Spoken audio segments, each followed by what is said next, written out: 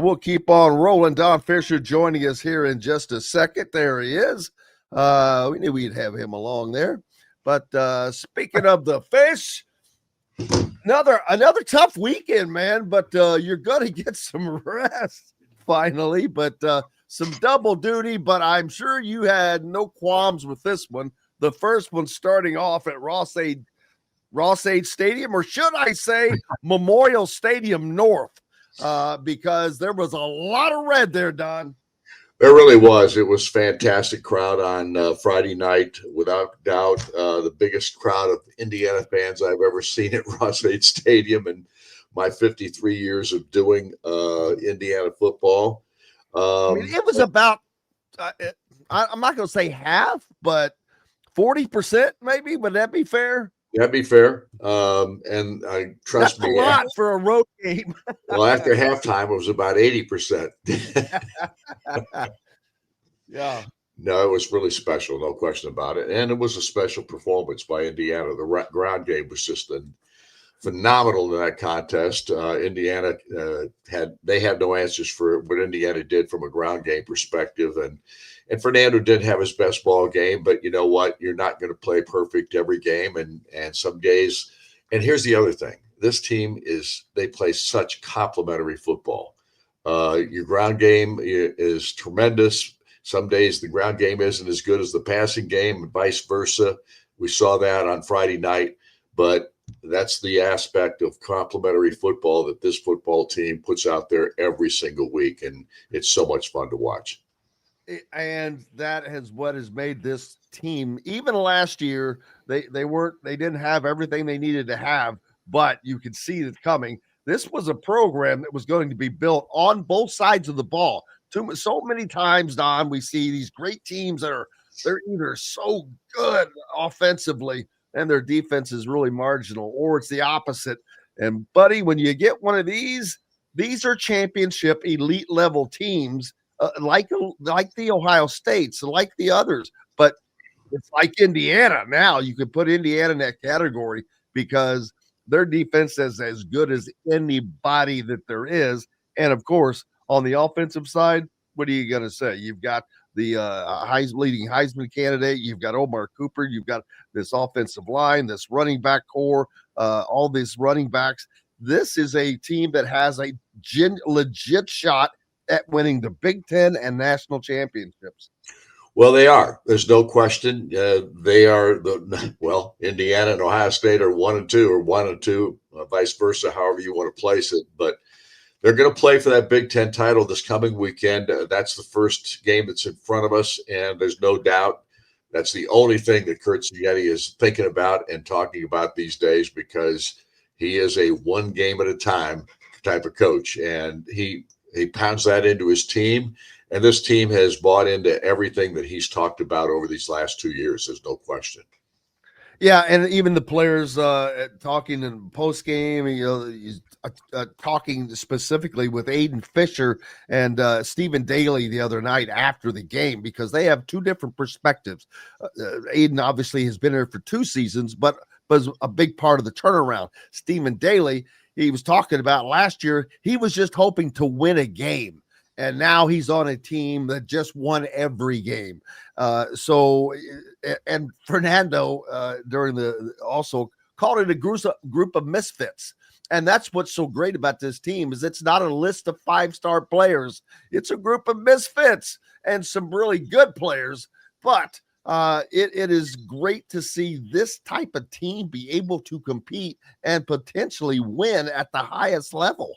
Well, there's no question. And look, there's still a long way to go to be in that hunt for a national championship. But right now, you've got to win the Big Ten title first. That's the key, if you can get that. If you don't get it, and it's a tremendously competitive football game, you may still get that bye. So that's a possibility. If you don't get it, if you would lose this ball game, you're going to be in the playoff no matter what. And then it's up to you to get the job done, no matter how many games you have to play. And in my mind, the only thing right now that's important is just this next ball game. It's the Big Ten championship on the line. If you can finish that and you get that in your bailiwick right away, anything can happen for the rest of the season. So, and it still can, no matter which way you go. This is still, in my mind, a national championship caliber football team. Oh, without question, and we will see that as we go forward. But let's talk about it, man. The Hoosiers are playing for the Big Ten championship game against the Ohio State Buckeyes, the only two undefeated teams in the country this year coming out of the Big Ten, which has produced the last two national champions and on pace to produce yet a third with. It could potentially be three different national champions in a row, Don, which would be amazing. Yeah, it would be. Yeah, I mean, go ahead. Go ahead. Sorry. As you say, and that doesn't include Oregon. Right. Exactly. So, no, here's what I would say to all this. Let's just worry about this game coming up. Oh, yeah. The Big Ten championship is the one thing that right now is on the doorstep. And you've got a chance to do that. Indiana has won Big Ten titles twice.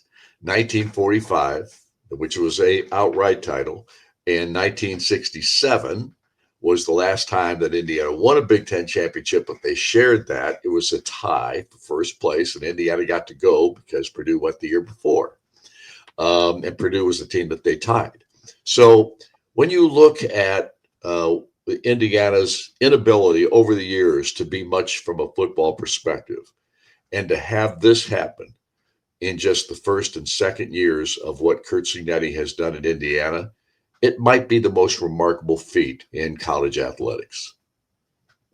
I agree. And every time I see someone say it's because of NIL, I want to grab them by the throat and say, listen, you no knowledge knucklehead. It's because of the transfer portal, maybe, but it's not NIL, because Indiana was as NIL poor as anybody when that first started. It was the transfer portal, but this was not 5-star guys. This is what I love about it. It was a bunch of G5, no stars, and that's who's playing for a Big Ten championship, Don, and deservedly so. And if they can pull this off, the lore that this will go down, and the Heisman Trophy is also riding on this. People can say it, look at it however they want, but I'll just come right out and say it. The Heisman Trophy is riding on this, whether it's for Fernando or for the Ohio State quarterback, who I'm blowing his name right now. Sayer.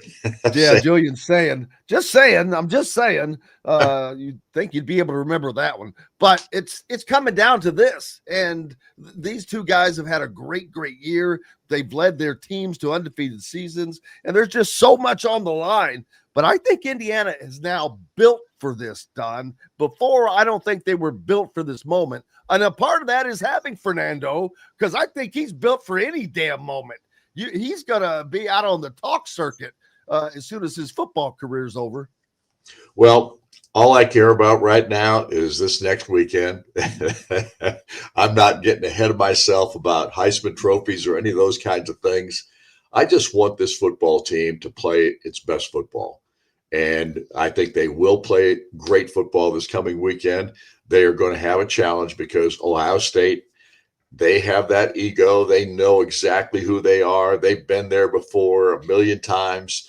And they haven't been since 2000, the year that Indiana should have gone, probably, right? When they were 6-1 during COVID.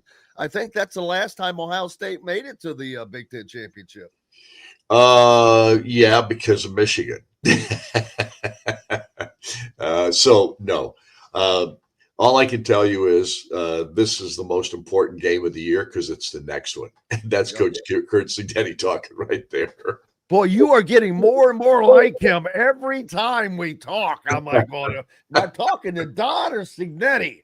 But I don't want to forget, I know we're out of time, but the Indiana basketball team, they're going to have a tough matchup. A game, I'm going to be honest with you, I don't expect them to win. Louisville is just a really good team. They're a top 5 team. Now, I'm not saying they can't win it, but I don't expect it because of what Louisville has done so far. And if they can win that game, buddy, they are on their way. Oh, they got to beat Minnesota first here, big boy. Yeah, I know. Well, see, I get all the big things are jumping out at me, man. I'm all jacked up for Saturday, Don. Well, Minnesota is up next, and that comes on Wednesday night in Minneapolis, in the barn, a place that's always intimidating, especially for a roster that hasn't got a single player on it that has never played there before. So that'll be a challenge in itself because the barn itself isn't that much intimidating, except for that floor that's about 3 feet above the main floor, and you can slide off of that thing. It'll be interesting to see how these kids handle it, but I think they're going to do great. DeVries is a really good basketball coach as well, and we're seeing that already with his ball club. So I'm excited about what we've got, both Indiana football and basketball right now. It's a phenomenal week ahead. Looking forward to it, Don. Rest the voice. We'll look forward to it, buddy. Enjoy it. See ya. Thanks, Jim. Thank you, sir.